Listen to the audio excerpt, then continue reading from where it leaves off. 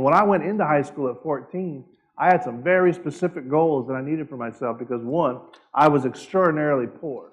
I had a single mother. We had 4 kids in our family. 2 of them were grown and gone, so it was just me and my brother. And I was the youngest of 2. So my mother was raising 2 teenage boys by herself, and she had lost everything, and so we were poor. And we lived in the trailer parks of Fresno, California. And Fresno has a place now called River Park. I went to high school. I had one goal. I'm going to do something in high school that makes me go to college and get me out of the trailer park. That was it. That was it. So I did everything in school, man. I sang in the choir. I was on the broadcasting team. I ran for office and won. I was a sophomore class vice president, the junior class president, the Speaker of the House of Representatives, and the senior class, and the Associated Student Body vice president by 4 years of high school. I was into it. I had about a 3.75 grade point average when I graduated, which was pretty good. And none of that mattered to me. One thing mattered to me. I was 6'4", a couple hundred pounds, my junior year in high school, and I ran a 40-yard dash in 4.7 seconds. If you put a football helmet on me, I would talk to you, hey, how are you? Good to see you. And then I put the helmet on and snap. I turned into a different human being. My eyes would glaze. And if you came running at me, I would hit you so hard, I would throw you through the window. And then I would talk about you and your mother. And I thought when I was in high school, that would be my ticket out of the trailer park. I knew when I was a junior in high school, I was a prospect. Because I had all the physical tools that could do it. I just had to stay healthy and not be an idiot over the next couple of years. And I would get offers to play somewhere. I didn't know where, but I would get offers to play somewhere. That was my plan. I had it all figured out, and I had put myself in a position to do it by the time my junior year came. So that's when we were on varsity and all this stuff happened. Strangely enough, life got in the way of all of my good times. And the best I can tell you is I heard it before I felt it. Because when I hit the water, right under the water, I remember hearing this sound. And I can best explain it to you is, you know that sound when you have a bag of potato chips and it's on the ground and you step on it? You know what that sounds like? That crunch? I remember hearing that crunch. And I didn't feel anything, I just heard the crunch. And then the next thing you know, my world exploded. So it was Sunday night, and I'm laying in this hospital after this long, crazy, like 5 or 6 hours now of injury, waiting for things, and then x-rays and stuff. And all of a sudden, I'm laying in this bed going, what in the heck did I just do? So I went from Sunday at noon, we're talking about who we play on Friday night and all that stuff, to you're going to be paralyzed from the neck down for the rest of your life in less than 48 hours. And I'll tell you, ladies and gentlemen, I did not have the tools for that. I was not armed. I was not skilled. I did not know what to do. I did not know what to say. I had no answer for that. So I came up with one brilliant observation. Does this mean I'm not going to play Friday night?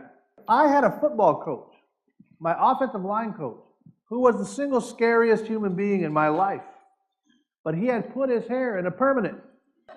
But what was weird was, when I was laying in the hospital and I saw that afro, it sort of reminded me of him. And I remember thinking, oh, wow, that looks like Coach, you know. And all of a sudden, the afro starts to bounce towards my bed. And I'm just like, that was really weird. And then it leans over, and his face gets right up on my nose, and it's the face of my coach. And I just remember thinking, this is so weird. And he goes like this. Hey, Jeff! How many wins have you had today? And I was like, what? How many wins have you had today? And I'm like, oh, God, I broke my neck. I'm paralyzed. I'll never walk again. I'll never play football again. Nobody's going to love me like this. Oh, my God. There's no hope, man. There's no hope. There's no hope.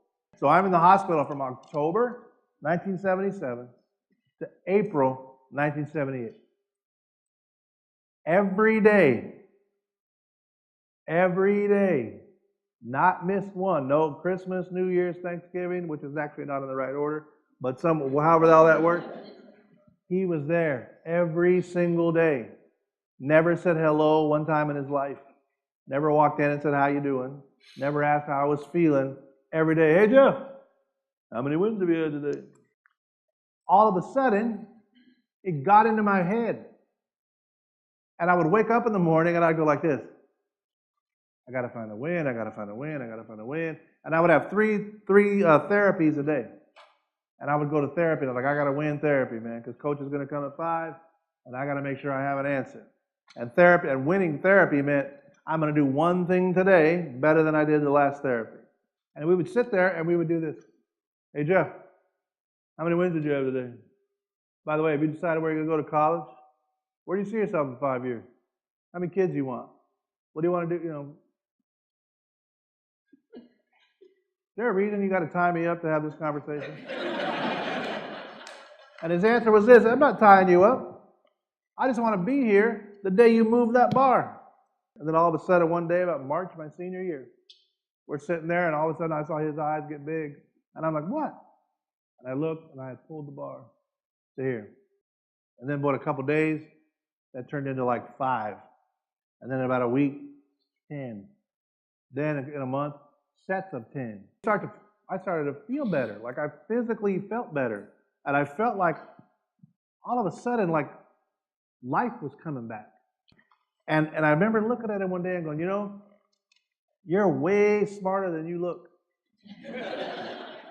And he always had this look like this.